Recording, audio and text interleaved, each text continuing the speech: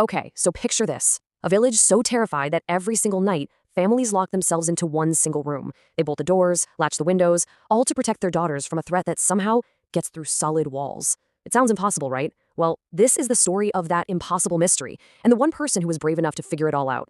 So yeah, that was the question that was just haunting the village of Haridaspur. It sounds like something from a nightmare or some dark folk tale.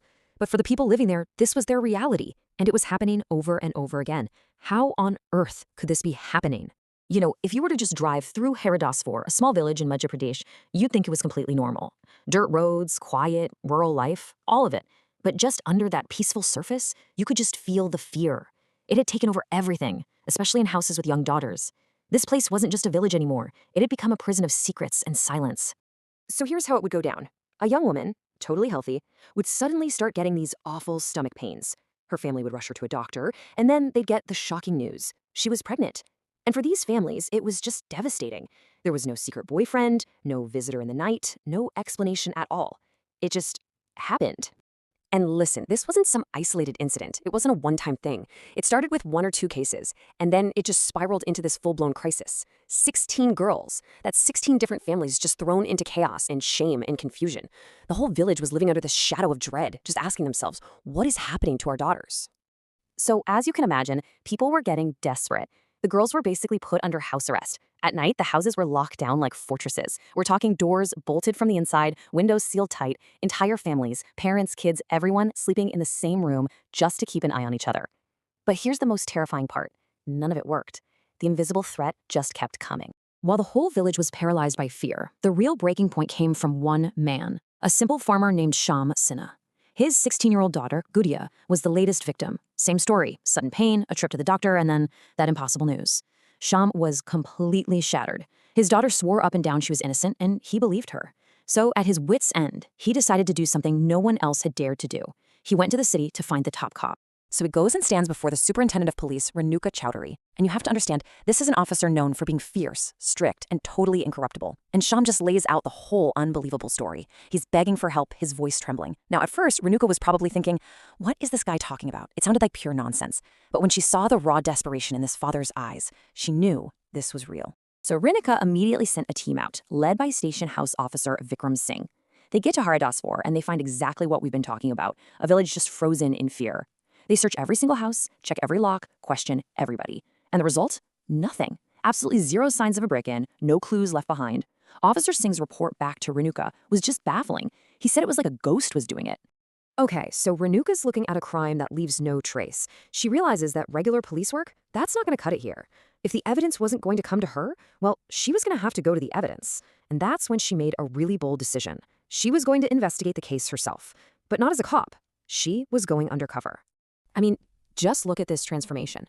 On one hand, you have this powerful SP, strict, honest, fierce. And on the other, a beggar. Disheveled hair, a tired face, an old bag. She had to shed every single ounce of her authority and become someone so unassuming, so invisible, that she could just blend right into the village she was trying to save. So as the sun goes down, her plan kicks into gear. She walks into Haridaswar and goes straight to Sham Sinha's house, the very man who had begged for her help. Of course, he has no idea who she really is. He just sees this poor, weary traveler, and out of pity, he offers her a place to sleep for the night. And just like that, the trap was set. She was inside. So that night, Renuka is lying on a small cot near the door, pretending to be fast asleep, but you can bet her mind was wide awake. Every single sense was on high alert. The house was dead silent. The family was in a deep sleep right beside her. She knew if anything was going to happen in this village, it was going to happen in the dark.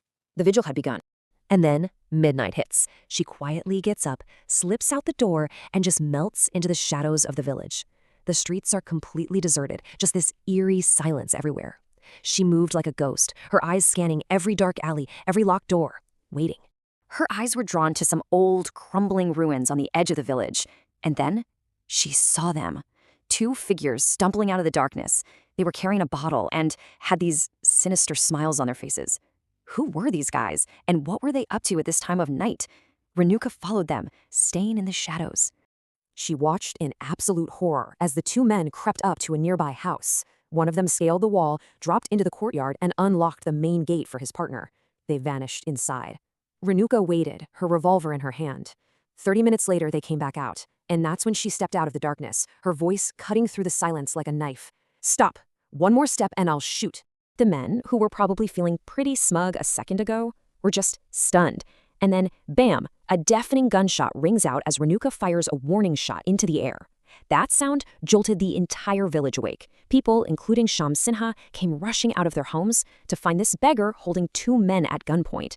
As the villagers grabbed the criminals, she calmly removed her disguise and said, "I am not a beggar. I am SP Renuka Chaudhary."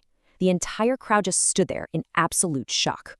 So, now we're back at the police station. The interrogation starts, and these two guys, stripped of all their arrogance, they broke pretty quickly under Renuka's questioning. And the truth they revealed, well, it was more horrifying and more calculated than anyone could have possibly imagined. This was their sick routine. During the day, they would pose as laborers or salesmen to scope out houses with young women.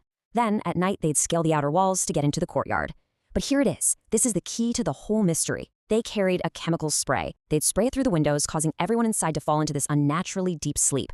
And then they would assault their victim, helpless, right there, while her entire family slept just a few feet away, completely unaware. The case was immediately sent to a fast-track court. There was no messing around. Faced with their own confessions and just overwhelming evidence, the two men were found guilty. The judge, calling their crimes an act against humanity itself, gave them the harshest sentence possible, life in prison. Justice, swift and severe, had finally come to Haridaspur. A while later, SP Renuka Chaudhary went back to the village, not as a beggar, but as a hero. And the words she left them with, wow, they really get to the heart of this whole story. She said that no matter how deep the darkness gets, a single, small light can end it. We just need the courage to be the ones to light it. And it kind of makes you wonder, right? In the face of that kind of darkness, where do we find the courage to be that light?